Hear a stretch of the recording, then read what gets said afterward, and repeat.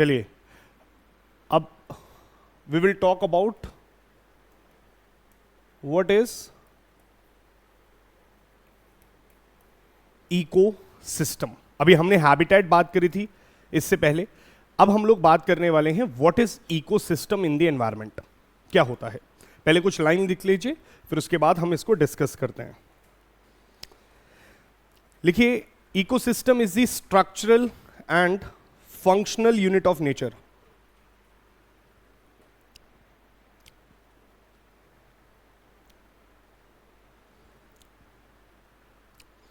Structural and functional unit of nature where biotic components interact with themselves, where biotic components interact with themselves and with the surrounding abiotic components and with the surrounding abiotic components.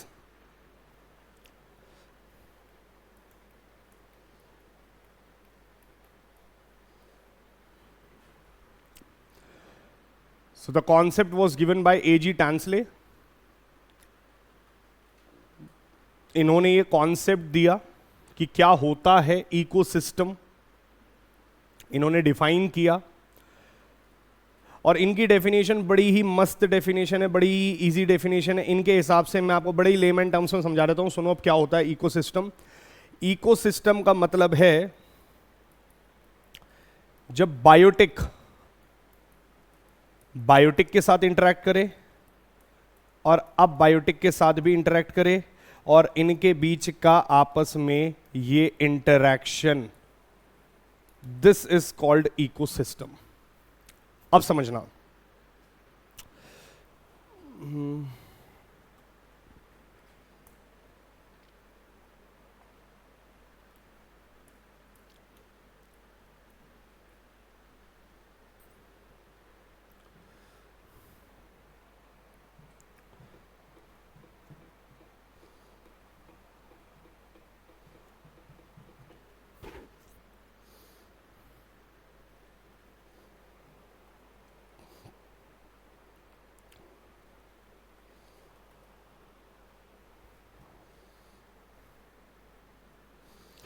अगर आप एक बार इस image को देखो, इसमें आप एक चीज नोटिस करोगे, ये जो एलिफेंट है आपस में एक दूसरे के साथ बात कर रहे हैं, इंटरैक्ट कर रहे हैं, right?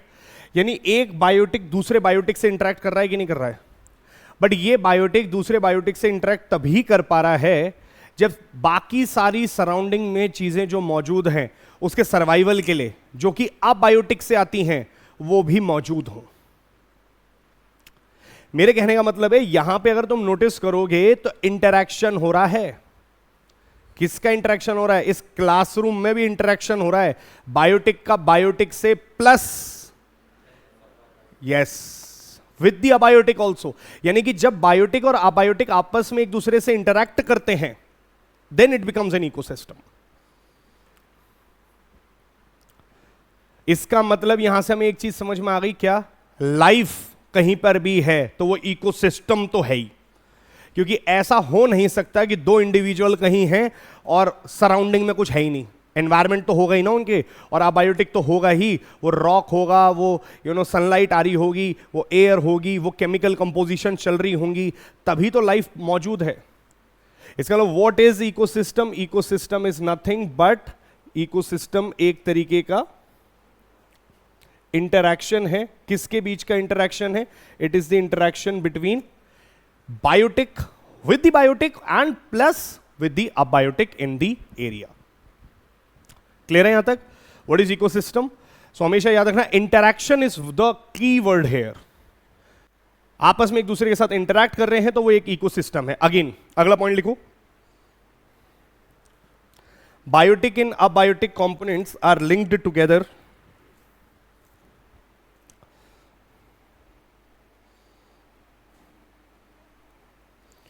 biotic and abiotic components are linked together through nutrient cycle through nutrient cycle and energy flow.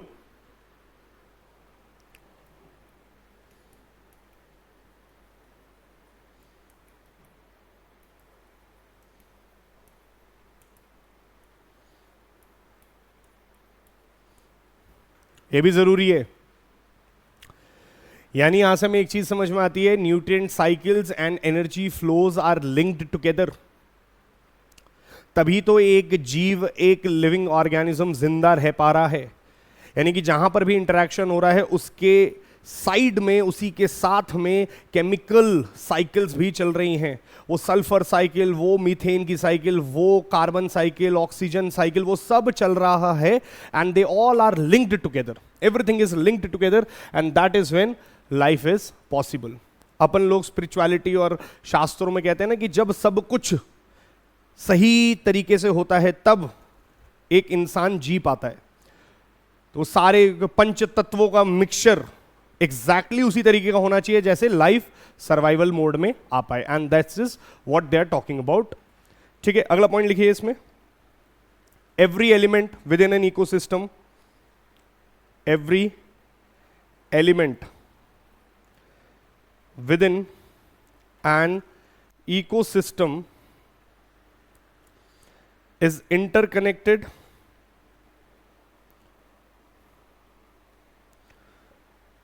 and interconnected and interdependent upon each other.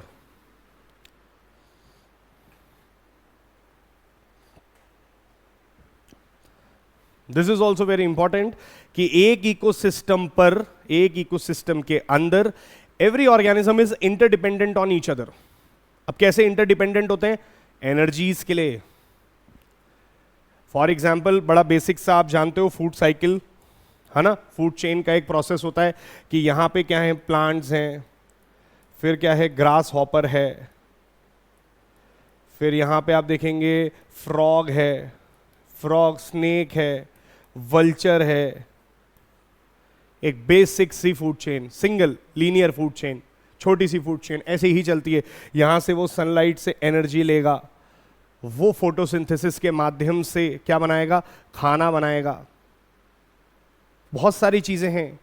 तो जब तक यहां पर खाना नहीं बनेगा, जब तक ये ऑटोट्रॉप्स अपना खाना खुद से नहीं बना पाएंगे, तब तक ये साइकिल आगे नहीं बढ़ेगी। यानी कि every individual in an ecosystem is interdependent on each other for energy.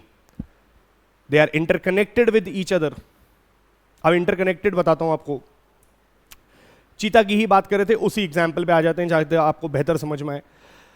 चीता को लाने का प्राइम पर्पस क्या था? भाई इतने साल आप चीता को नहीं लाए ना, आज क्या उसके बिना क्या हमारी रोटी रुक रही है? क्या है तो हमारे पास। वाई टू ब्रिंग चीता, वाई टू रीइंट्रोड्यूस चीता? क्यों लाना पड़ा आपको चीता को, बताओ? पता है क्यों? अब समझना। चीता जो है वो करता है शिकार, मान लीजिए डियर का। डियर मान लेते हैं हम हर्बीवोरस हैं, क्या खाते हैं, घास फूस खाते हैं, और ये ग्रासेस को खाते थे। तो होता ये था, ग्रासेस बहुत ज्यादा मात्रा में होती हैं, उससे कम मात्रा में आपको डियर मिलेंगे, उससे कम मात्रा में आपको चीता मिलेंगे। यानी चीता की जो पॉपुलेशन थी वो हमेशा टॉप पे जो होता है उसकी पॉपुलेशन हमेशा कम होगी नंबर्स में। ये कम थे, ये बहुत ज्यादा थे, और ये बहुत ज्यादा थी। तो होता क्या था कि डियर्स ग्रासेस खाते थे, बट ग्रासें खत्म नहीं होती थी क्योंकि वो मात्रा में बहुत ज्यादा है। और चीता डियर को खा लेते थे, जिससे क्या होता था, पॉपुलेशन चेक में रहती थी। ये जितने भी टॉप प्रीडेटर्स होते हैं ना, इनका सबसे अच्छा काम पता है क्या होता है? ये पॉपुलेशन को चेक करके रखते हैं, यानी कि पॉपुलेशन बढ़ने नहीं देते एक्सेस।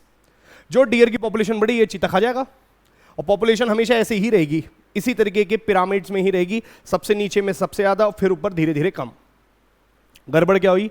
ये हो गए गायब। अब पॉपुलेशन पे कोई कंट्रोल तो कर नहीं रहा है अभी के लिए, मान के चलो। अब ये मत बोलना कि डियर को तो सर बाकी लोग भी खाते हैं, तो सिर्फ एक एग्जाम्पल बता रहा हूं। उस हैबिटेट के अंदर जहां पे ये कंट्रोल कर रहा था, वहां पे और कोई नहीं खा रहा था। डियर की पॉपुलेशन बढ़ने लग गई धीरे धीरे, ये ग्रो करने लग गए, और ये अधिक मात्रा में जब ग्रो करे, इनकी पॉपुलेशन एक्सप्लोड हुई, तो इन्होंने ज्यादा घासें खाई, ग्रासलैंड्स विलुप्त होना स्टार्ट हो गए, ग्रासलैंड्स कम हो गए। अब सिर्फ ग्रासलैंड्स कम नहीं हुए, समझना मेरी बात, ग्रासलैंड्स पे पलने वाले छोटे छोटे कीड़े, क्योंकि grasslands are also habitat of many organisms. आपने तो उनका घर ही गायब कर दिया, तो उनके लिए तो वही एरिया था जहां पे वो नेचुरली प्रेफर करते आ रहे होंगे कई हजारों सालों से जिंदा रहना, एकदम से वो गायब हो गए, तो उसकी वजह से क्या हुआ, कई सारे जानवर भी मर गए। और ये डिसबैलेंस इकोसिस्टम को उसके अंदर इंट्रोड्यूस हो गया, जिसको हमें ठीक करने के लिए क्या करना पड़ा, वापस से चीता को लाना पड़ा, ताकि ये इसको कंट्रोल करे, और फिर वापस से धीरे धीरे हमारी जो ग्रासलैंड्स की पॉपुलेशन है वो रिवाइव करेगी, बैलेंस में आएगा। इसलिए आपको चीता को रीइंट्रोड्यूस करना पड़ा। इसलिए टॉप प्रेडेटर्स को पहले कंजर्व किया जाता है। अभी एक कोई सुअर घूम रहा है, आप बोलोगे इसको प्रिजर्व करना जरूरी है, ये टाइगर को, भैया टाइगर को, उनकी पॉपुलेशन अलग लेवल पे है, क्योंकि they are at the top. Vultures, elephant, rhinoceros, जो टॉप पे बैठे हैं, उनको पहले हमें बचाना पड़ेगा, क्योंकि यही हैं जो आगे मेंटेन करते हैं। तो इससे हमें एक चीज समझ में आती है, all are interconnected, all are interdependent in any eco system. Clear है? ठीक है, अगला लिखो, डैमेज। आई गेस ये वाला पॉइंट अब आपको समझ में आ जाएगा। डैमेज और लॉस, डैमेज और loss of one part of the ecosystem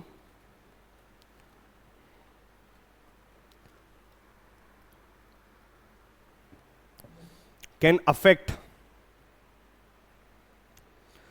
one part of the ecosystem can affect the entire system.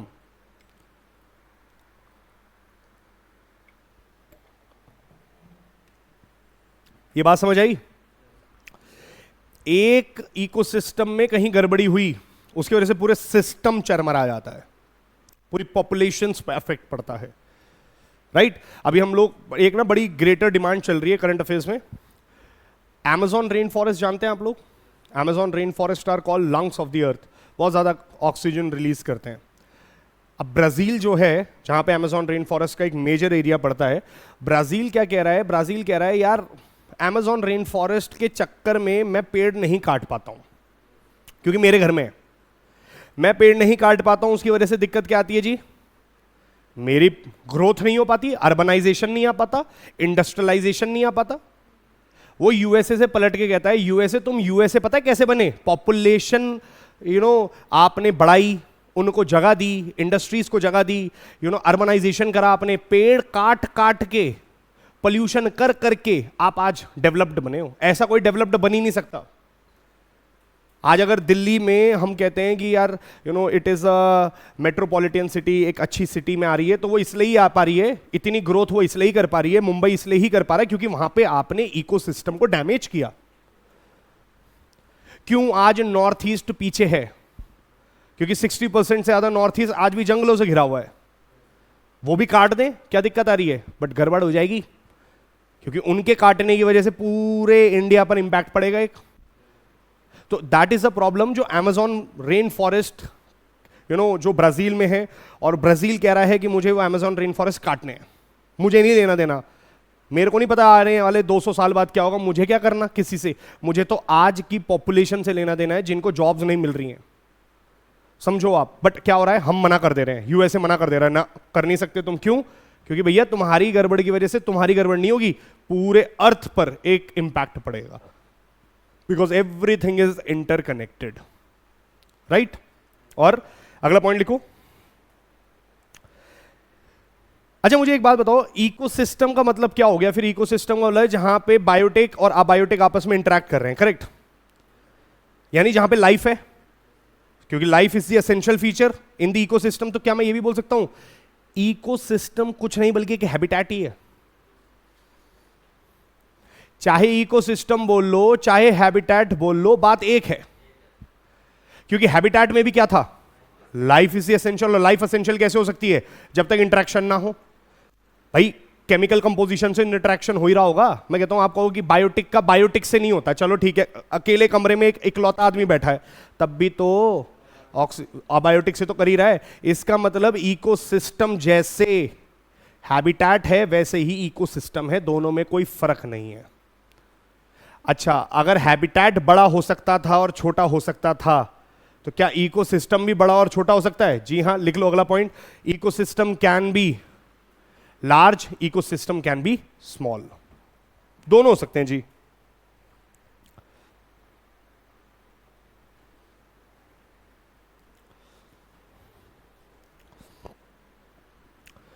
Large ecosystem बताना कौन सा होगा? फॉरेस्ट। क्या फॉरेस्ट हैबिटेट भी होगा? बिल्कुल। तो फिर इकोसिस्टम और हैबिटेट में क्या फर्क है? कल को अगर हमें क्वेश्चन में आ गया इकोसिस्टम और हैबिटेट में क्या फर्क है, तो एक चीज ध्यान रखना। अब मैं आपको दोबारा से वेन डायग्राम बता रहा हूं। एनवायरमेंट, एनवायरमेंट के अंदर कई सारे क्या होंगे? इकोसिस्टम्स, और उसी इकोसिस्टम के अंदर कई सारे क्या होंगे? हैबिटेट्स। क्योंकि हैबिटेट भी बड़ा हो सकता है, हैबिटेट भी छोटा हो सकता है, और इकोसिस्टम भी बड़ा हो सकता है, इकोसिस्टम भी छोटा हो सकता है, दोनों एग्जैक्टली सेम है बोलने के लिए। बट अगर मेरे को एक इजी लैंग्वेज में समझाना हो तो मैं क्या बोलूंगा? बोलूंगा ecosystem is a bigger habitat.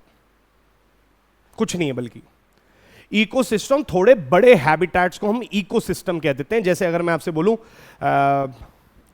Kaziranga national park is an ecosystem, उसके अंदर कई सारे छोटे छोटे छोटे क्या मिल जाएंगे? हैबिटेट।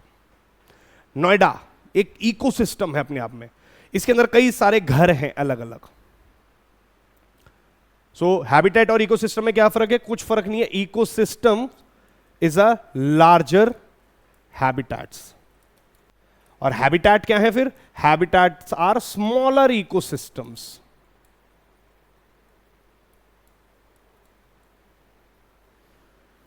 हैबिटेट छोटे इकोसिस्टम हैं, बड़े हैबिटेट्स इकोसिस्टम बन जाते हैं, बस इतना ही फर्क है। ठीक है, तो वेन डायग्राम बना लेना कि एक बड़े एनवायरनमेंट में, अच्छा ये या जरूरी है, ये बात पक्की है कि दोनों हैबिटेट और इकोसिस्टम में लाइफ एसेंशियल होनी चाहिए। वेन डायग्राम बना लीजिएगा, वहां पे ध्यान में रहेगा आपके।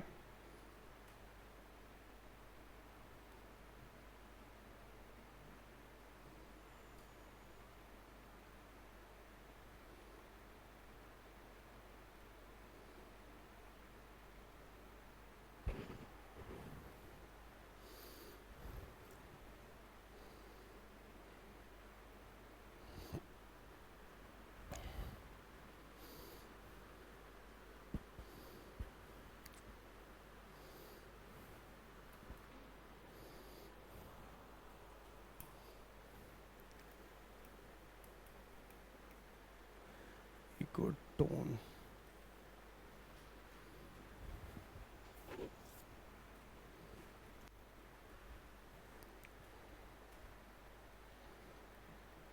अगला लिखिएगा इकोटोन।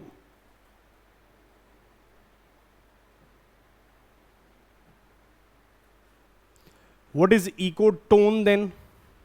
ये भी एक बड़ा ही अपने आप में एक इंटरेस्टिंग कॉन्सेप्ट है कि इकोटोन क्या होते हैं, इसको भी हमें थोड़ा समझना पड़ेगा। अच्छा, इसको आप ऐसे समझो,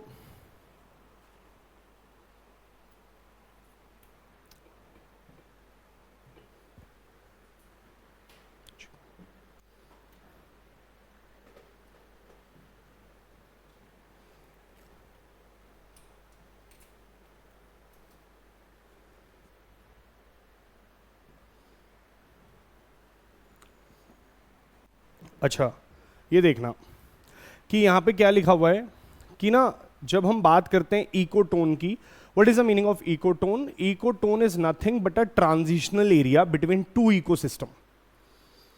जब हम एक इकोसिस्टम से दूसरे इकोसिस्टम जाते हैं, अब जैसे इसको ऐसे समझो, यहां से पहाड़ों पे जा रहे हो, अलग अलग इकोसिस्टम है दोनों। एक इकोसिस्टम यहां का है, एक इकोसिस्टम पहाड़ों का है। तो जब आप जाते हो तो एक ऐसा एरिया आएगा जहां पे ना कुछ मिक्सचर होगा दोनों का। जैसे आप ऐसा इमेजिन करो कि आप यहां से जा रहे हैं, आप यहां पे मान लीजिए फॉरेस्ट है, फॉरेस्ट से किस तरफ मूव कर रहे हैं, पानी की तरफ मूव कर रहे हैं। तो जब आप फॉरेस्ट से पानी की तरफ जाओगे तो यहां पे आपको एकदम फॉरेस्ट, घने जंगल मिलेंगे, फिर आप चलते जा रहे हो, चलते जा रहे हो, चलते जा रहे हो, चलते जा रहे हो, एक ऐसा एरिया आएगा जो ना तो पूरा प्रॉपर फॉरेस्ट होगा ना प्रॉपर पानी होगा, उसको हम क्या बोलेंगे, transitional area. It is nothing but transitional area, in between, ये बिटवीन में है। अच्छा, जैसे हम अगर बोलें कि यहां से यहां जाएंगे तो बिल्कुल पानी, बिल्कुल जंगल, बीच में क्या पड़ेगा, दलदल वाला area, muddy land, marshy land. Muddy land और मार्शी लैंड क्या होता है, दलदल वाला एरिया क्या होता है, ना तो प्रॉपर पानी होता है ना ही प्रॉपर सूखा होता है, बीच का एरिया होता है एक। ऐसे एरियाज को हम लोग बोलते हैं इकोटोन। आज से हम क्या वर्ड यूज करेंगे उसके लिए, ecotones. So what are ecotones? Ecotones are nothing but a transitional areas from one ecosystem to another. जब भी हम मूव ऑन करेंगे तो एक ट्रांजिशनल एरिया आएगा ही आएगा, कहीं भी जाओगे। अब आप बोलोगे सर इसका मतलब आप ये कहना चाह रहे हो कि एक इकोसिस्टम से दूसरे इकोसिस्टम जाएंगे तो ऐसा होगा? बिल्कुल ऐसा होगा। तो फिर आप ये कहना चाह रहे हो कि एक पेड़ भी एक इकोसिस्टम है? बिल्कुल एक पेड़ है। तो दूसरा पेड़ भी एक इकोसिस्टम है? बिल्कुल है। तो यानी हम एक पेड़ से दूसरे पेड़ पे जाएंगे तब भी डिफरेंस होगा? जी होगा। बड़ा बोलो सर दोनों बगल बगल में लगे, क्या डिफरेंस है? जी आप नहीं देख पा रहे हो डिफरेंस, डिफरेंस होगा। पता है किन में? सॉइल के मॉइस्चर में, कहीं सैलिनिटी में, डेंसिटी में, कुछ ना कुछ वेरिएशन जरूर मिलेगा। बट हाँ, प्रॉब्लम क्या है, क्योंकि वो इतने पास हैं तो उनमें बहुत डिफरेंस एकदम से दिखता नहीं है।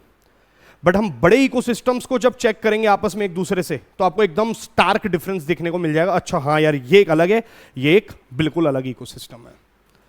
जंगल से पानी की तरफ आओगे तो बीच में ग्रासलैंड्स मिलेंगे, घने जंगल, एवरग्रीन रेन फॉरेस्ट। आप वहां पे जाओगे, लंबे लंबे ट्रीज, फिर छोटी छोटी हाइट के, फिर पानी। तो आपको देखने को मिलेगा वो ट्रांजिशन आता ही आता है। क्लियर है यहां तक? तो लिखिएगा इकोटोन में, ecotones are nothing but transitional areas in between two between two ecosystems where the communities meet,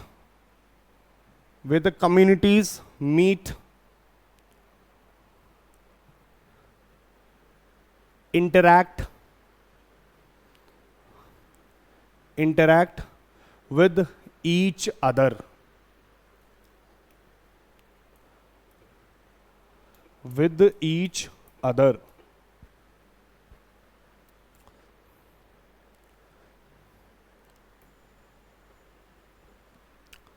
तो अगर हम एक इकोसिस्टम से, लैंड इकोसिस्टम से एक्वेटिक इकोसिस्टम की तरफ जाएंगे तो बीच में आपको एक ट्रांजिशनल एरिया मिलेगा and that transitional area is called ecotone. तो इसको अगर मुझे वेन डायग्राम के थ्रू बताना होगा तो कैसे होगा? वेन डायग्राम के थ्रू, ये जो हम लोग वेन डायग्राम बनाते हैं उसमें कॉमन एरिया आता है ना, जैसे एक इकोसिस्टम ये है, ecosystem 1, ecosystem 2, this area, this is ecotone. बना लो वहीं पे, दिस इज इकोटोन।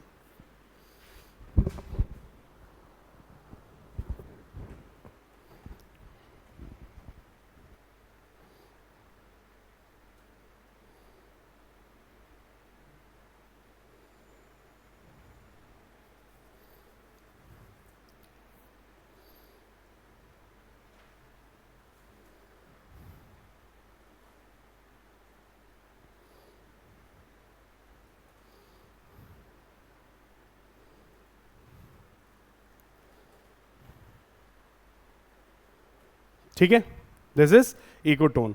अच्छा, अब कहानी क्या है इकोटोन की? लिखो, the ecotone area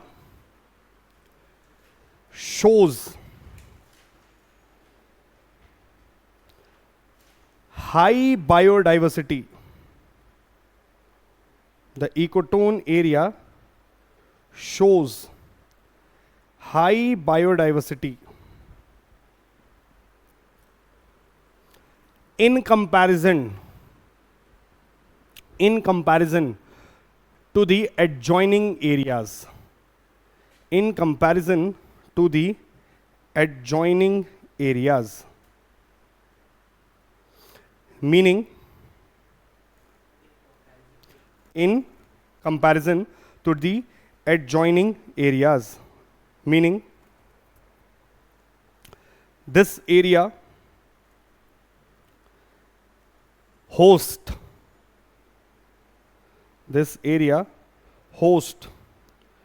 unique level of species,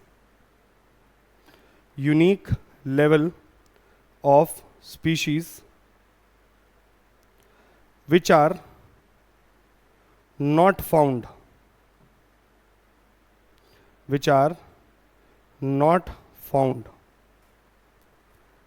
in either of the areas.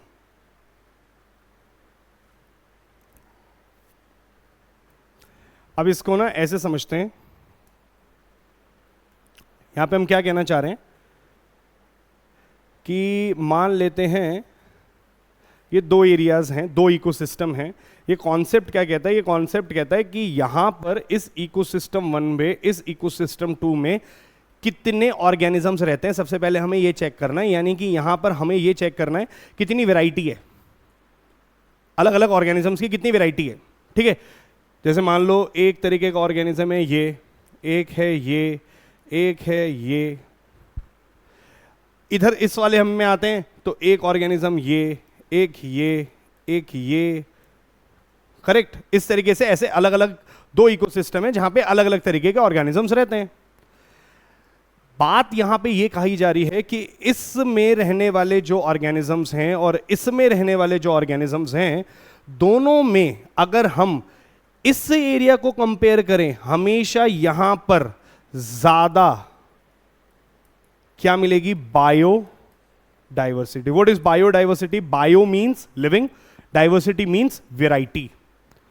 हमेशा ट्रांजिशनल एरियाज में ज्यादा बायोडाइवर्सिटी पाई जाती है in comparison to their adjoining areas. इन दोनों एरियाज के कंपैरिजन में हमेशा ज्यादा बायोडाइवर्सिटी मिलेगी। प्लस यहां पर कुछ ऐसी यूनिक स्पीशीज भी मिलेगी जो ना तो इधर मिलेगी, जो ना इधर मिलेगी। यानी इस एरिया में कुछ स्पेशल ही टाइप की नई स्पीशी का जन्म हो जाएगा जो पता ही नहीं चलेगा ना इधर है ना इधर है, वो सिर्फ और सिर्फ इधर ही मिलेगा। इससे हमें एक चीज समझ में आती है, यानी कि यहां पर क्या मौजूद है? यहां पर दोनों इकोसिस्टम के प्रॉपर्टीज मौजूद होती हैं। देखो यहां पर इसका रिसोर्स भी मौजूद है, इसका रिसोर्स भी मौजूद है। ये कॉमन एरिया होता है और इस कॉमन एरिया में दोनों तरीके की स्पीशीज आपस में इंटरेक्ट करती हैं, कुछ नई तरीके की ही स्पीशी का जन्म हो जाता है। इसलिए इस जगह को हम लोग बोलते हैं इकोटोन, और इकोटोन में हमेशा हाई बायोडाइवर्सिटी मिलेगी, ऑलवेज। क्लियर है यहां तक? ठीक है, तो यहां पे यूनिक स्पीशीज का भी जन्म हो जाएगा, यानी कि यहां पर जो ये मिल रही है वो तो मिलेगी मिलेगी, ये भी मिल सकता है, ये भी मिल सकता है, ये भी मिल सकता है, ये भी मिल सकता है आपका, बट एक अलग ही लेवल की स्पीशी मिल जाएगी, और हो सकता है वो ये मिल जाए आपको, एक नई तरीके की स्पीशी का जन्म हो गया जो पता ही नहीं है कहां से आई। वो इसलिए हो पाया पॉसिबल क्योंकि दोनों इकोसिस्टम के अबायोटिक कंपोनेंट्स यहां पे मिलते हैं और नई तरीके के स्पेशल फीचर्स का जन्म हो जाता है। बाकी इसको हम दोबारा से पढ़ेंगे। इसको कब पढ़ेंगे हम? अभी हम 2-4 कॉन्सेप्ट जब कवर कर लेंगे फिर वापस से इसी पे आएंगे कि इकोटोन और इकोफीन, कई सारे कॉन्सेप्ट्स हैं अभी, तो वापस से हम इसी कॉन्सेप्ट पे आने वाले हैं। बट अभी के लिए सिर्फ आपको इतना जानना जरूरी है, ecotone means that area which is the transitional areas. ठीक है, इसमें थोड़ा सा आप गैप छोड़ेंगे, यानी कि कम से कम 7-8 पॉइंट्स का, क्योंकि मैं वहां पे 7-8 पॉइंट्स आपको दोबारा लिखवाऊंगा, बट वो समझ में तब आएगा जब हम 4-5 कॉन्सेप्ट्स और पढ़ लेंगे, तो फिर और बेहतर समझ में आएगा ये वाला कॉन्सेप्ट। ठीक है, तो थोड़ा गैप छोड़ के अगला लिखना।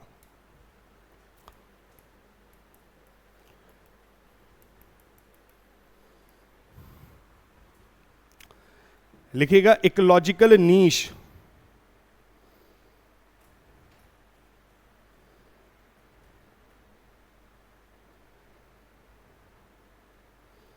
Ecological niche. Now what is ecological niche? इसमें लिखो it is the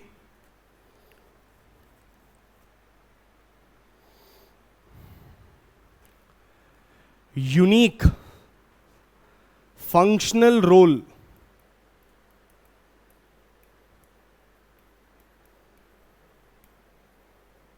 performed by an organism in their habitat. It is the unique functional role performed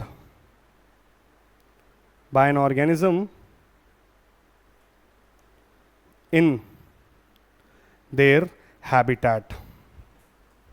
Now what is this ecological niche concept?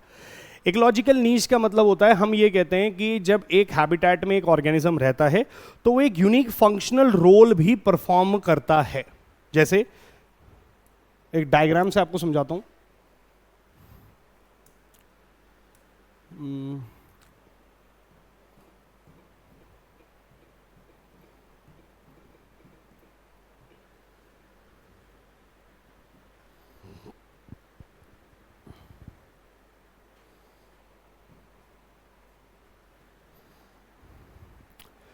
ठीक है, एक बार अगर हम इसको देखेंगे so will get clarity. This is an orchestra. Orchestra में आप लोग देखेंगे अलग अलग तरीके के ऑर्गेनिज्म यहाँ पे मौजूद है, अलग अलग ऑर्गेनिजम्स यहाँ पे मौजूद हैं। अच्छा, every organism is under a same roof, यानी कि एक ही हैबिटेट के अंदर है। उसी हैबिटेट के अंदर सारे ऑर्गेनिज्म मौजूद हैं और ये सारे ऑर्गेनिजम्स या सारे इंडिविजुअल्स जो यहाँ पर मौजूद हैं ये अपना अपना एक रोल परफॉर्म कर रहे हैं।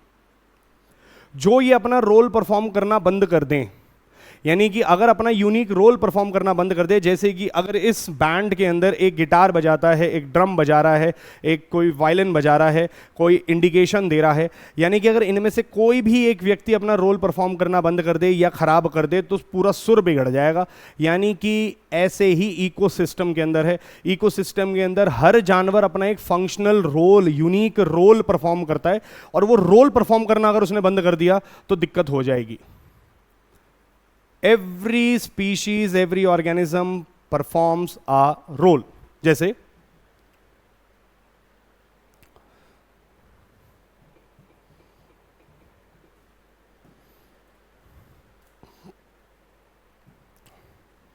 ये क्या है? Dung beetle. डंग बीटल एक स्पीशी, एक ऑर्गेनिज्म। इसका फंक्शनल रोल क्या है? इसका यूनिक रोल क्या है? ये पता क्या करती है? जो आपका फिसिस है या जो एक्सक्रीटा है, उस एक्सक्रीटा के छोटे छोटे गोले बनाती है, गोबर में रहती है। ये इसका हैबिटेट ही एक्सक्रीटा है, ये उसका घर है, क्योंकि उसको वहीं पे वो सारे रिसोर्सेज मिलते हैं।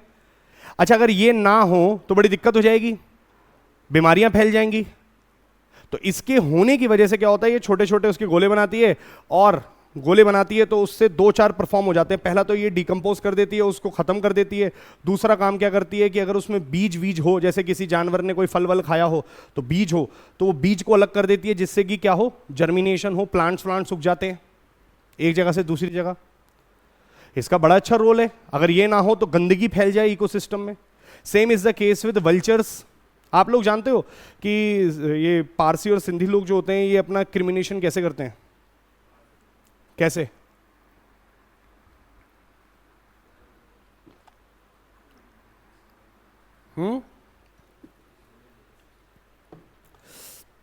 एक्चुअली होता क्या है, जैसे भाई हर एक व्यक्ति का हर एक धर्म के अनुसार मरने के बाद एक क्रियाक्रम का एक तरीका है। हिंदुओं में जला देते हैं, राइट? ऐसे ही मुस्लिम कम्युनिटी में दफना देते हैं। किसी क्या कुछ है, किसी क्या कुछ है। पारसी कम्युनिटी में बड़ा ही एक इंटरेस्टिंग चीज़ है। पारसी कम्युनिटी में क्या करते हैं, आपकी बॉडी को ओपन ग्राउंड में छोड़ देते हैं ताकि वल्चर्स खा सकें। वल्चर डिकम्पोज करती हैं, सो बड़े बड़े ग्राउंड्स बने हुए हैं और this is the best way माना जाता है। क्योंकि हुआ क्या, जब आपने ये करा, भाई कुछ लोग कहते हैं कि जब हिंदुओं ने करा तो पोल्यूशन हुआ, किसी ने दफनाया तो भैया मिट्टी का हुआ। बट ये क्या है, इससे क्या है, ऑर्गेनिज्म क्या कर रहा है, आपकी बॉडी में से जो जो इंपॉर्टेंट चीजें हैं वो निकाल के खा जाएगा। प्लस उसके बाद क्या होगा, फिर कीड़े लगेंगे उसमें छोटे छोटे, वो छोटे छोटे कीड़े खाएंगे, पूरी बॉडी डिकम्पोज होती है ऐसी ओपन ग्राउंड पे पड़ी पड़ी। अब सोचो आप वल्चर्स ना हो तो दिक्कत हो जाएगी। क्योंकि वो क्या है, वल्चर्स क्या यूनिक रोल परफॉर्म करती है हमारे लिए। वल्चर्स क्लीनिंग एजेंट की तरह हैं। हम लोग कॉमन क्रो की इज्जत नहीं करते कि यार क्या है ये कौवा। भाई साहब कौवा बड़ी अच्छी चीज है। ये कौवे के डाइजेस्टिव सिस्टम इतने अच्छे हैं, कुछ भी खिला दो उसे, मरा चूहा भी खा जाएगा, तब भी कुछ नहीं होगा उसे। क्यों? तो वही तो क्लीनिंग एजेंट्स की तरह काम कर रहे हैं। अगर ये काम ना करें तो एनवायरमेंट में गंदगी, बदबू, परेशानी होगी। इसका मतलब हर एक स्पीशी का अपना एक यूनिक फंक्शनल रोल है जो वो परफॉर्म करता है, उसी को उसका इकोलॉजिकल नीश कहा जाता है। So what is ecological niche? Ecological niche is nothing but the unique role performed by any organism in their habitat. Clear है व्हाट इज इकोलॉजिकल नीश? ठीक है।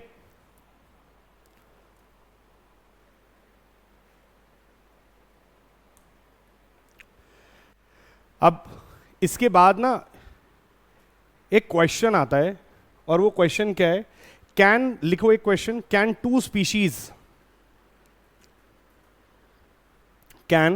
To species have same and exact identical नीश?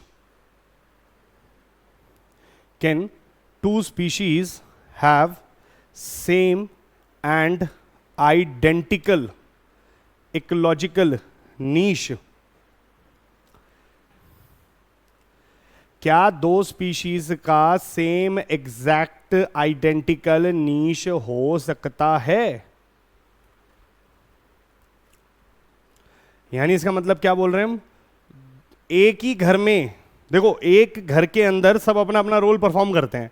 पापा office जाते हैं, mummy अगर working नहीं है तो हाउस वाइफ का मतलब ये नहीं है वो काम नहीं करती हैं, वो काम करती हैं, अपने अलग तरीके का काम करती हैं, उनकी अपनी जिम्मेदारियां हैं। आपकी अभी जिम्मेदारी है पढ़ाई करना, हो सकता है किसी की जिम्मेदारी हो कुछ, सब अपना अपना यूनिक फंक्शनल रोल परफॉर्म करते हैं। बट प्रॉब्लम क्या है, क्या एग्जैक्ट सेम इकोलॉजिकल नीश दो स्पीशी कर सकती हैं? क्या दो ऑर्गेनिज्म कर सकते हैं?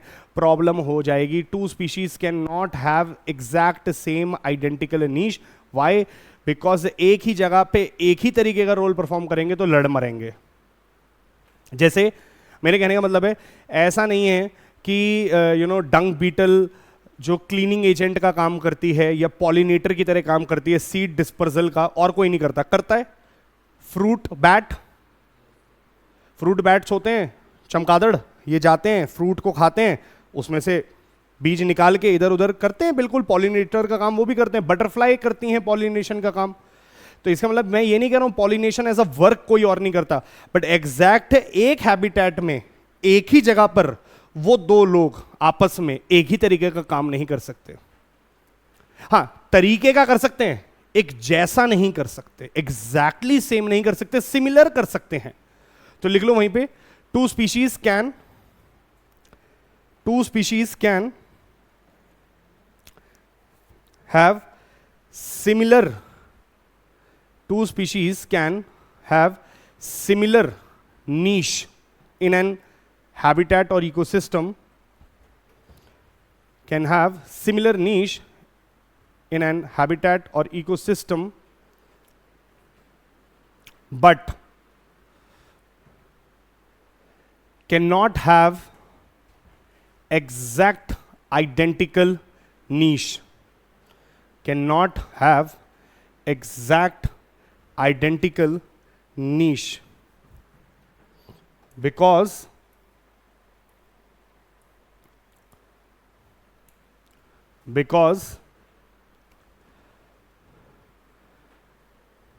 or due to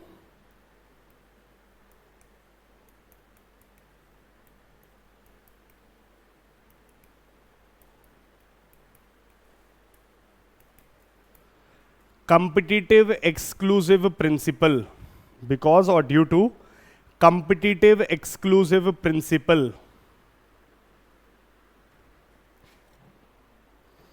what is this competitive exclusive principle, पहले समझ लेते हैं फिर लिखना। कंपिटिटिव एक्सक्लूसिव प्रिंसिपल जो है वो एक नियम है, वो ये कहता है कि अगर एग्जैक्टली एक ही तरीके का काम एक ही जगह पर दो स्पीशीज आपस में करने के लिए आई तो आपस में दे विल कॉन्फ्लिक्ट। और फिर क्या होगा, दो ही रिजल्ट होंगे, कॉन्फ्लिक्ट होगा तो वन स्पीशीज विंस। भाई दोनों में जब लड़ाई होगी, टग ऑफ वॉर का लड़ाई होती है, तो आपस में एक ही तरीका होता है कि एक स्पीशी जीत जाती है। जीतती कौन सी स्पीशी है? जीतती वो वाली है जो स्ट्रांग है, जो बेटर तरीके से अडेप्ट कर रही है समय के साथ।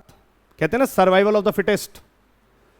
तो जो स्पीशी जीत गई जीत गई, दूसरी स्पीशी जो हार जाती है यानी कि स्पीशी विच लूजेस एक्सटिंक्ट्स, खत्म हो जाती है, क्योंकि वो वही काम करती है। फिर एक कहते हैं ना एक म्यान में दो तलवार नहीं रह सकती, ऐसे ही एक जगह पर एक हैबिटेट में दो काम करने वाले एग्जैक्टली एक ही काम को नहीं कर सकते, क्योंकि करेंगे तो लड़ेंगे, लड़ेंगे तो मरेंगे, और मरेंगे तो खत्म हो जाएंगे। फिर यह दूसरा भी तरीका एक देखो, या तो ये होगा या फिर जैसे सड़कों पे होता है, तुमने देखा होगा रोड रेज आजकल काफी कॉमन है ना। जरा सी गाड़ी ठुकी नहीं निकल के आ जाते हैं मारने पीटने। उसमें क्या होता है, जब मारपीट होती है तो एक ही जीतता है, दूसरा हार जाता है। या फिर क्या होता है, कॉम्प्रोमाइज। अरे भाई सॉरी यार, यानी फिर क्या हो जाता है, they both adapt and compromise. Compromise बताऊं कैसा? कॉम्प्रोमाइज ऐसा कि पानी का ये जो एरिया है, यहां पर छोटी मछली है और यहीं पर एक दूसरी तरीके की मछली है, आपस में लड़ मरेंगे। अगर एक ही तरीके का खाना खाएंगे तो आपस में कॉम्प्रोमाइज कर लेते हैं, कहते हैं कि सुन भाई, ऊपर का खाना तेरा, नीचे का मेरा, दोनों रह लेंगे। फिर यानी वो फिर क्या करते हैं, रिसोर्स को डिस्ट्रीब्यूट कर देते हैं। तो एक ही पेड़ पे तुम्हें मल्टीपल अलग अलग जानवर मिल रहे हैं, और अलग अलग जानवर, अलग अलग स्पीशीज, अलग अलग यूनिक रोल भी परफॉर्म कर रहे हैं, कर सकते हैं। क्यों? क्योंकि आपस में डिवाइड कर रखा है एरिया, कि भाई ऊपर वाला एरिया मेरा है, नीचे वाला एरिया तेरा है। मैं नीचे नहीं आऊंगा तो ऊपर नहीं आएगा, तब तो निभ जाएगी, तब तो कोई काम नहीं होगा। यानी कि कंपिटिटिव एक्सक्लूसिव प्रिंसिपल क्या कहता है, वो सिंपल सा नियम ये है, दो ही चीजें हो सकती हैं, either you fight, you conflict. If two species are in conflict, one wins, another loses, and the one that loses extincts. Or they compromise and adapt and resource को differentiate कर देते हैं, यानी कि distribution of resource हो जाता है फिर, कि भाई ना मैं तेरी जगह पे आऊंगा ना तू मेरी जगह पे आएगा। और ऐसी कई सारी समझदार स्पीशीज मिली हैं, देखने को मिला है कि स्पीशीज आपस में एक दूसरे के साथ कोऑर्डिनेशन कर लेती हैं कि ठीक है भाई, मैं यहां नहीं आऊंगा, तू वहां नहीं आना, और ऐसे ही हम चलते रहेंगे। ठीक है, तो लिख लो, as per the law, competitive exclusive principle में एज पर द लॉ या as per the principle, if species have exact same niche, if species have exact same niche, they fight with each other,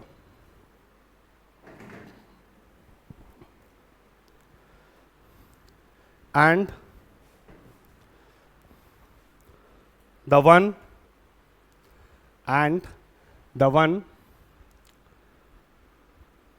which loses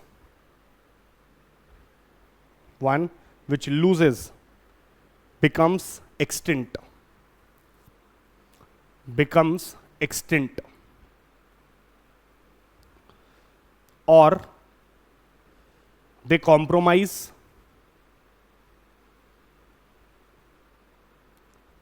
and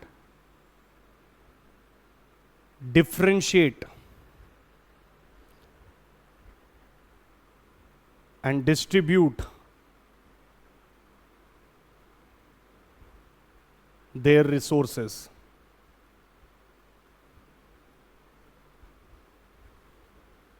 differentiate and distribute their resources, यानी mutual adaptation हो जाती है, दोनों आपस में समझौता कर लेते हैं। ठीक है, so what is ecological niche? Ecological niche is the unique functional role performed by any organism in their area. Clear है यहां तक? चलो अगले हेडिंग डालना, लेवल्स ऑफ इकोलॉजिकल ऑर्गेनाइजेशन। इसके बाद थोड़ी देर ब्रेक लेंगे। Levels of ecological organisation.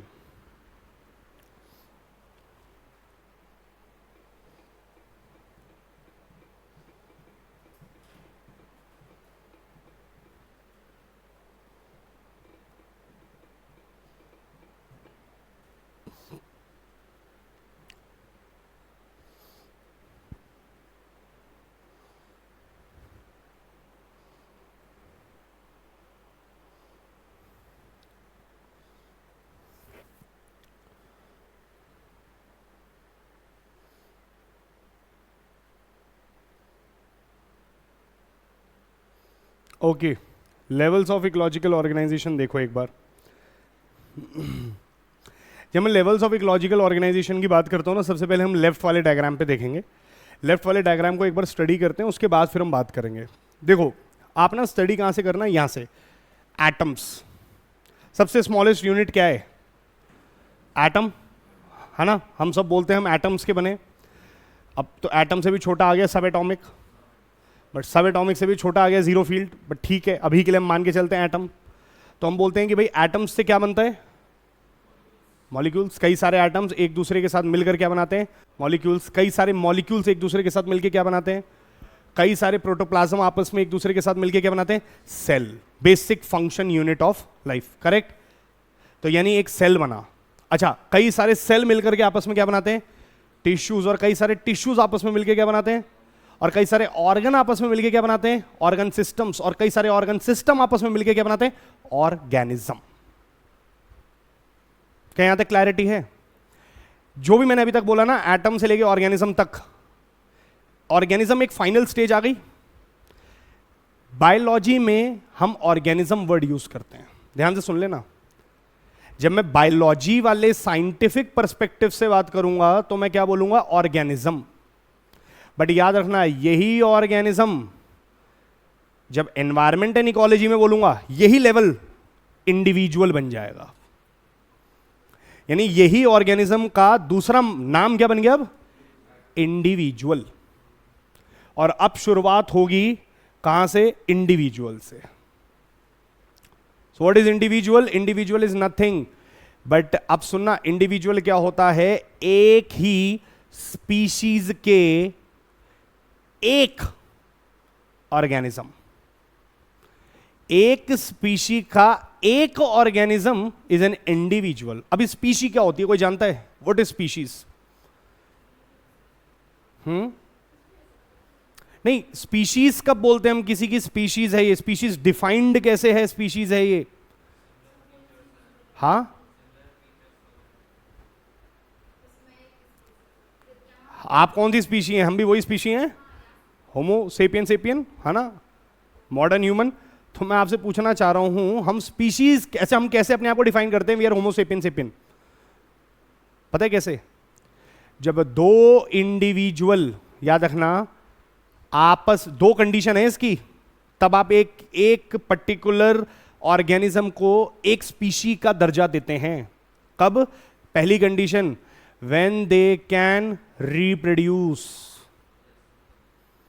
जब वो आपस में रिप्रोड्यूस कर सकें, पहला, यानी रिप्रोड्यूस करके ऑफस्प्रिंग आ जाए, रिप्रोड्यूस करने की क्षमता हो, तो पहली कंडीशन फुलफिल होती है। क्या हम आपस में रिप्रोड्यूस कर सकते हैं? जी बिल्कुल कर सकते हैं। इसलिए हम एक स्पीशीज का पार्ट हैं, सब ह्यूमंस।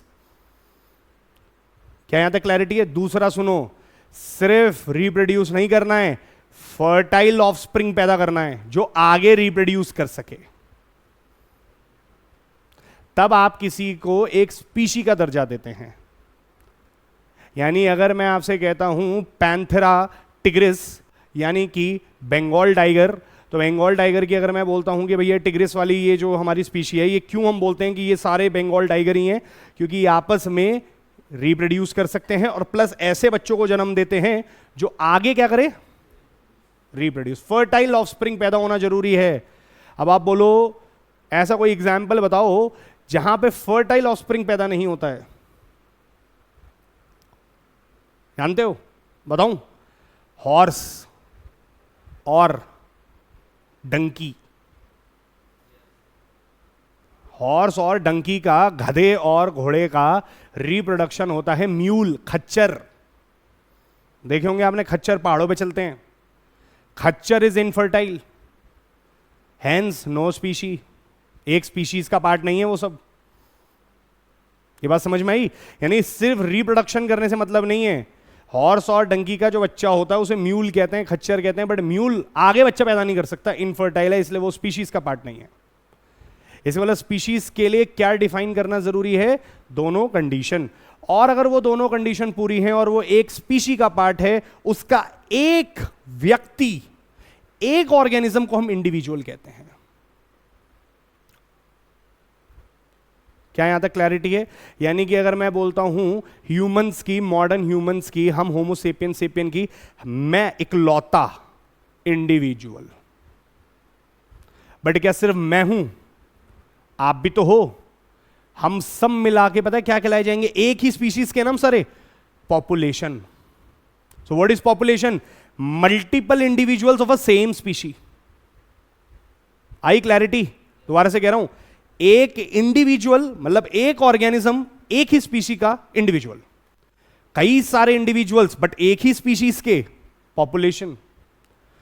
कई सारे इंडिविजुअल अलग अलग स्पीशीज के, community. What is community? Community is multiple populations of different different species. उधर हाथी भी है, घोड़ा भी है, डियर भी है, इनकी अपनी अपनी पॉपुलेशन भी है, तो ये क्या, एक कम्युनिटी। और कई सारी कम्युनिटी आपस में एक दूसरे के साथ मिल जाती है तो क्या बनाती है? इकोसिस्टम। कई सारी इकोसिस्टम आपस में जुड़ जाते हैं तो फिर पता है क्या बनता है? Biome.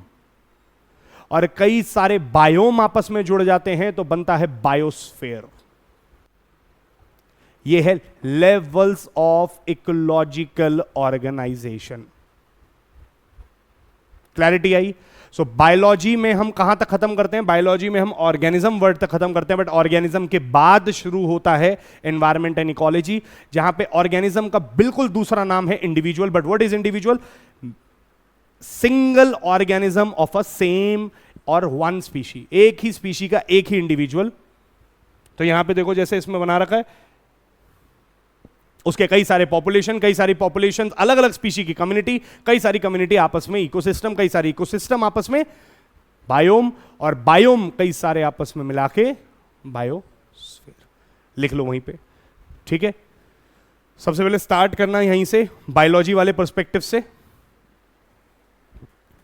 Start with biological perspective: atoms, molecules, protoplasm, cells, tissues, organs, organ system, and then organism.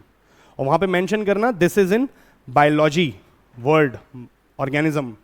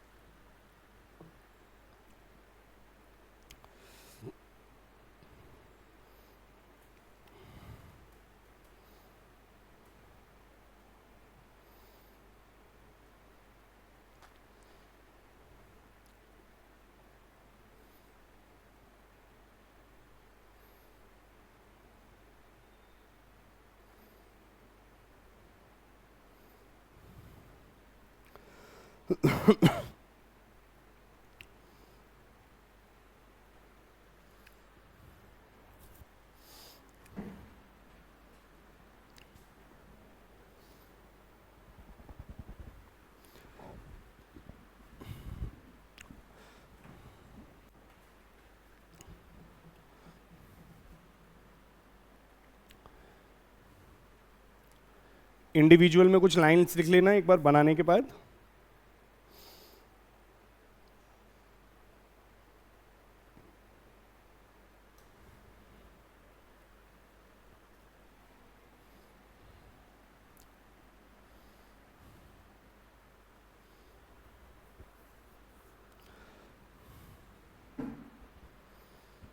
तो अभी I am just working on your basics, सिर्फ बेसिक टर्म्स, बेसिक चीज़ों पे हम लोग काम कर रहे हैं। फिर उसके बाद एक बार ये पक्के हो गए तो फिर हम खेल सकते हैं अलग अलग टर्म्स के साथ।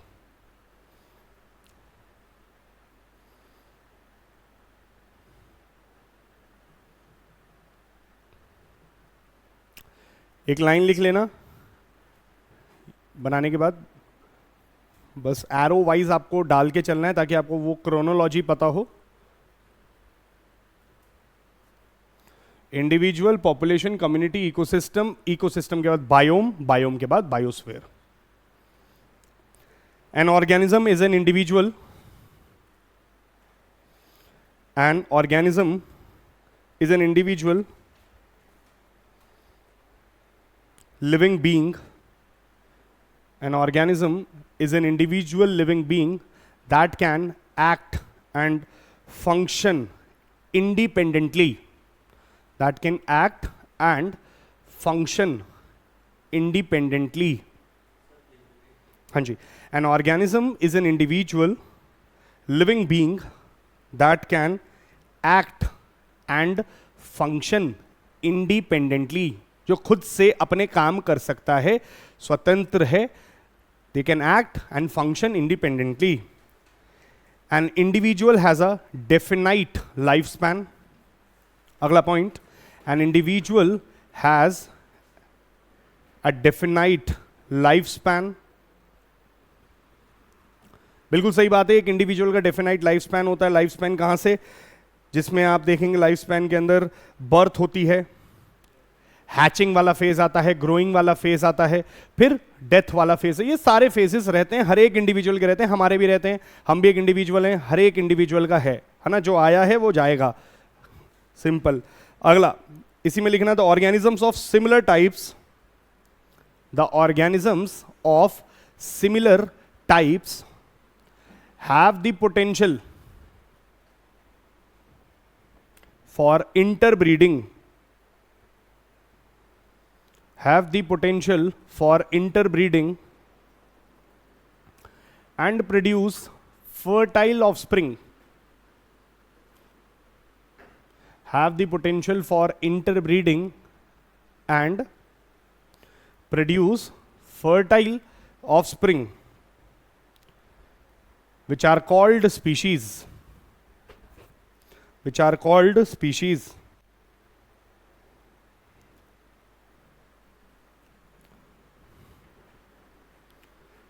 एग्जाम्पल बताओ मुझे सिंगल स्पीशीज का। For example, a single individual of Asian elephant. दो तरीके के होते हैं, अफ्रीकन भी होते हैं एलिफेंट, एशियन भी होते हैं। तो हम क्या बोल रहे हैं, जो स्पीशी है एशियन एलिफेंट का, उसका single member, a single individual of N Asian elephant. ये हो गया इंडिविजुअल का एग्जाम्पल।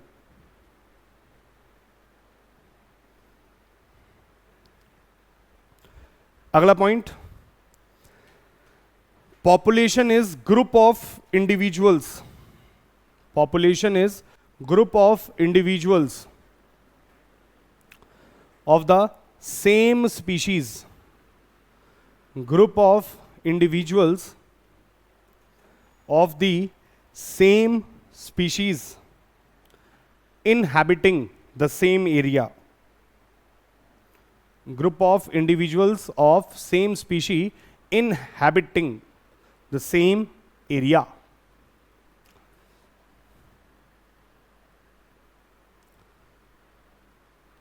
ठीक है. For example, all individuals of Asian elephants. For example, all individuals of Asian elephants. तो एशियन एलिफेंट्स के कई सारे एक साथ क्या कहलाए जाएंगे? Population.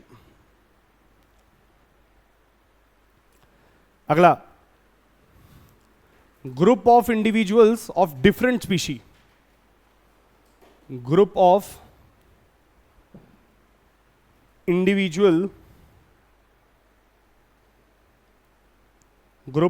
individuals of different species is known as community.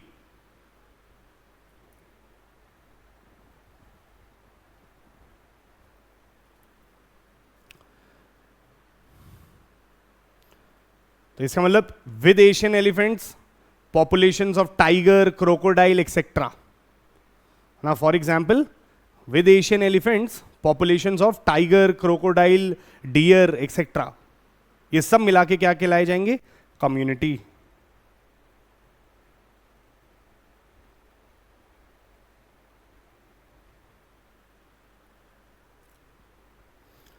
अगला, इकोसिस्टम. जानते हो तुम लोग इकोसिस्टम किसे कहते हैं ना? Where biotic interacts with the abiotic और it consist of multiple communities. तो लिख लो multiple communities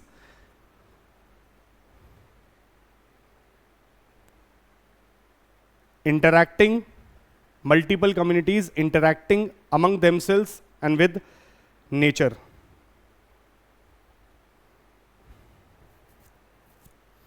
Multiple communities interacting among themselves and with nature, right?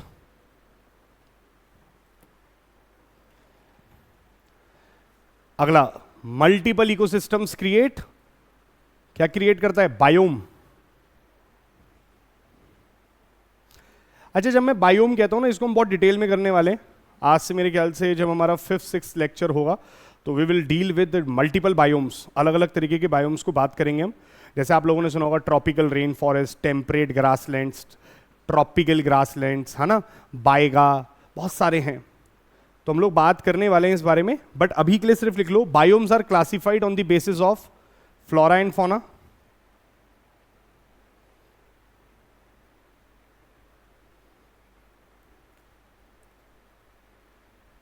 Biomes are classified on the basis of flora and fauna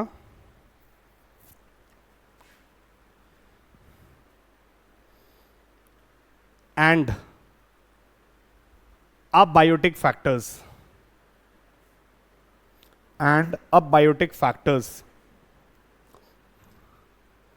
Especially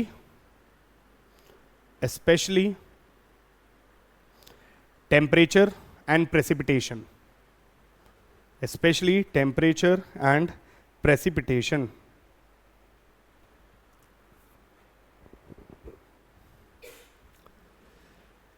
अगला point, biomes may span more than one continent. Biomes may span, S-P-A-N, biomes may span more than one continent. यानी जरूरी नहीं है कि एक biome एक ही continent पे पाया जाए. हो सकता है कि एक तरीके का बायोम मल्टीपल कॉन्टिनेंट्स में भी पाया जा सकता है. बायोम्स में span more than one continent. जैसे grasslands, grassland is a biome, but grassland क्या सिर्फ एक ही जगह मिलता है? जी नहीं भाई, भारत में भी मिलता है, अफ्रीका में भी मिलता है, हर जगह मिलता है ना. तो इस तरीके का बायोम अलग अलग जगहों पे मिल सकता है. अगला, अब बायोम कंप्राइजेस. अच्छा मुझे एक बात बताओ, बायोम किससे मिलके बना था? Biome ecosystem. और मैंने आपको एक चीज बताई थी, इकोसिस्टम, बड़ा इकोसिस्टम, हैबिटेट छोटा इकोसिस्टम, इकोसिस्टम बड़ा हैबिटेट. तो क्या मैं ये बात बोल सकता हूं, नहीं बोल सकता, कि बायोम कंप्राइजेस मेनी हैबिटेट्स? बताओ ये बात सही है कि नहीं सही है? क्योंकि दोबारा से सुनो, कंफ्यूज नहीं होना बिल्कुल. अभी हम लोगों ने बात करी थी अर्थ. अर्थ के अंदर हम लोगों ने, यानी कि हमने बात करी एनवायरमेंट. एनवायरमेंट के अंदर क्या आता है? इकोसिस्टम. इकोसिस्टम्स में क्या होते हैं? छोटे छोटे हैबिटेट्स. और मैं आपसे ये कह रहा हूं, कई सारे बड़े इकोसिस्टम्स को एक साथ कंबाइन कर देते हैं तो क्या बुलाते हैं हम? तो क्या ये भी तो बोला जा सकता है कि बायोम्स के अंदर मल्टीपल हैबिटेट्स आते हैं? जी हां. तो लिख लो वहीं पे, biomes comprises multiple habitats. Biome comprises of multiple habitats.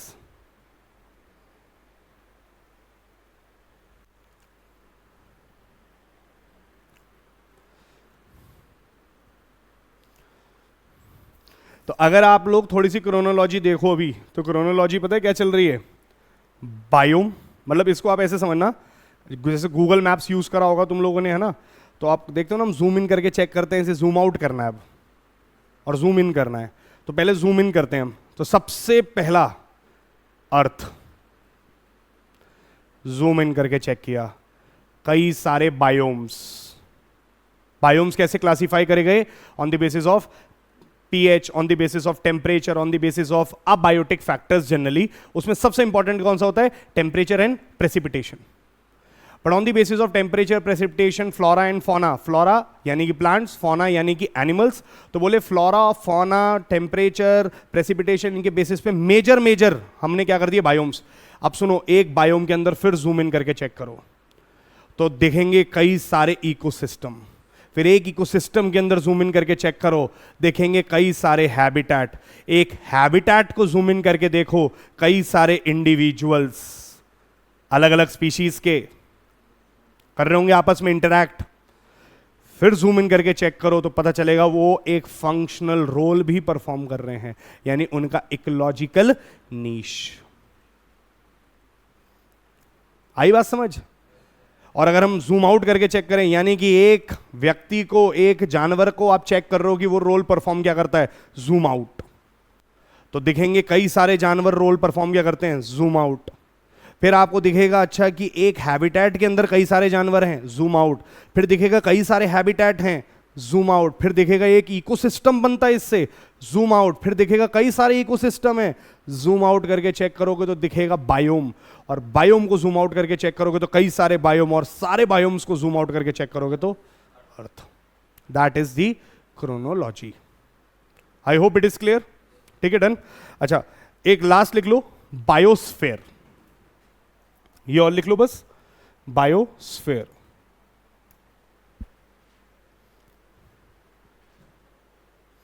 What is biosphere? देखिए, बायोस्फेयर तीन चीजों से मिलके बनता है जी। बायोस्फेयर मिलके बनता है lithosphere, the land on which you stand, यानी कि द हार्ड रॉकी सब्सटेंस, इसको हम बोलते हैं लिथोस्फेयर।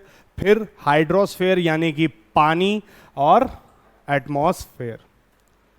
अब ज्योग्राफी पढ़ोगे तो उसमें सर आपको बताएंगे पूरा लिथोस्फेयर, पूरा हाइड्रोस्फेयर, पूरा एटमॉस्फेयर के एटमॉस्फेयर में ट्रोपोस्फेयर क्या होता है, स्ट्रेटोस्फेयर क्या होता है, मीजोस्फेयर क्या होता है, एक्सोस्फेयर, थर्मोस्फेयर, सब बताएंगे आपको। बट अभी के लिए क्या समझना है, जैसे हमारे शास्त्रों में भी यही बात बोली गई है भाई, पंचतत्व, यही वो पांच तत्व हैं।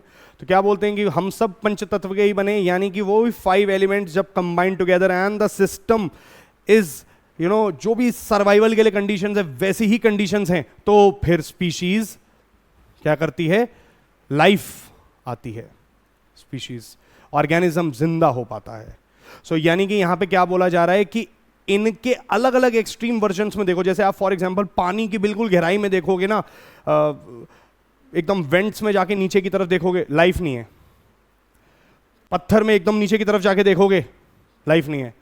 एटमॉस्फेयर में एकदम ऊपर की तरफ जाके देखोगे, लाइफ नहीं है। बट जहां ये सब कंबाइंड होता है वहां लाइफ है, यानी कि that portion is called biosphere. लिख लो एक line, it includes all living organisms together with the, it includes all living organisms together with the dead organisms, together with the dead organisms and dead organic matter produced by them, dead organisms and dead organic matter produced by them.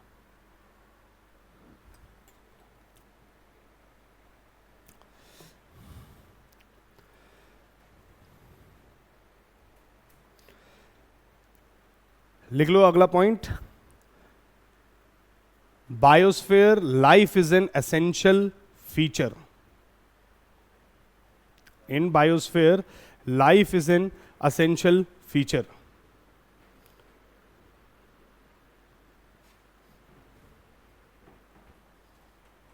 आगे लिखना false.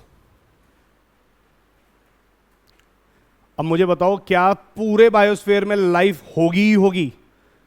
जरूरी तो नहीं है, but क्या सही line होगी फिर? Life supporting system, life is possible in the biosphere. लिख लो वहीं पे, it's not an essential feature, याद रखना। ऐसे यूपीएससी घुमाता है, लेकिन बायोस्फीयर में एसेंशियल होगी होगी, गड़बड़ हो जाएगी। इकोसिस्टम में होगी होगी, हैबिटेट में होगी होगी, जरूरी नहीं है हर जगह होगी। रेगिस्तान में कहीं पे नहीं है लाइफ, जरूरी नहीं है, बट क्या लाइफ पॉसिबल हो सकती है बायोस्फीयर में? हां। सो यस, लिख लो वहां पे पॉसिबिलिटी है, it's not essential but possibility is present at biosphere.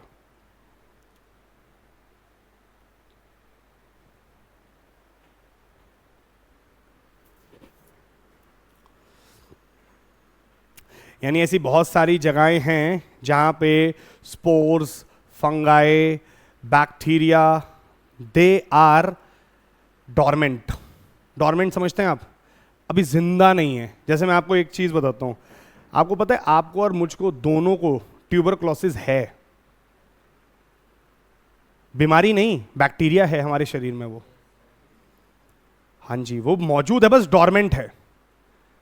हमारे शरीर में ऐसे कई सारी बीमारियां हैं जो हैं, कैंसर बोलते हैं लोग, अरे है वो तुम्हारे शरीर में। प्रॉब्लम क्या है, जब आपकी इम्यूनिटी वीक हो जाती है तो वो आप पे अटैक कर देता है, दैट्स ऑल। इसका मतलब ये नहीं कि ट्यूबरक्लोसिस बैक्टीरिया आपके शरीर में नहीं है, मेरे शरीर में नहीं है, हैं, बिल्कुल है जी। यानी वो डॉर्मेंट है, भी जिंदा नहीं है। ऐसे ही बायोस्फीयर में बहुत सारी जगहें हैं जहां पे लाइफ सपोर्ट तो करती है, बट आज वैसी कंडीशंस नहीं है। जैसे मैं आपको इसका एग्जांपल देता हूं, अभी ग्लोबल वार्मिंग हो रही है, सब जानते हो, बर्फ पिघल रही है, ये भी आप जानते हो। साइंटिस्ट आर नाउ कंसर्न्ड कि बर्फ पिघल रही है, वो एक अलग रीजन है। बर्फ के अंदर दबे हुए परमाफ्रॉस्ट रीजन में कई सारे ऐसे बैक्टीरियाज, कई सारे ऐसे पैरासाइट्स थे जो डॉर्मेंट थे, बट टेम्परेचर इंक्रीज होने की वजह से वो ठंडे इलाके अब गर्म हो रहे हैं, जिसकी वजह से वो मेटाबॉलिकली एक्टिव होते जा रहे हैं। यानी कि वो डॉर्मेंट से पैसिव लाइफ में आ रहे हैं। वो कैसे पॉसिबल हो पा रहा है? क्योंकि लाइफ तो थी ना वहां पे पॉसिबल, बस कुछ वजहें थी, कुछ अबायोटिक फैक्टर्स ऐसे थे जिसकी वजह से वो डॉर्मेंट स्टेट में थे। इसका मतलब बायोस्फीयर में हर जगह लाइफ हो ये एसेंशियल नहीं है, बट बायोस्फीयर में लाइफ पॉसिबल हो ये एसेंशियल है। हो सकती है लाइफ, होएगी होएगी जरूरी नहीं है। हां, जहां बायोस्फीयर में लाइफ होएगी होएगी वही तो इकोसिस्टम है, राइट? सो लास्ट लाइन लिख लो, ecosystem is the structural and functional unit of biosphere. Ecosystem is the structural and functional unit of biosphere, right?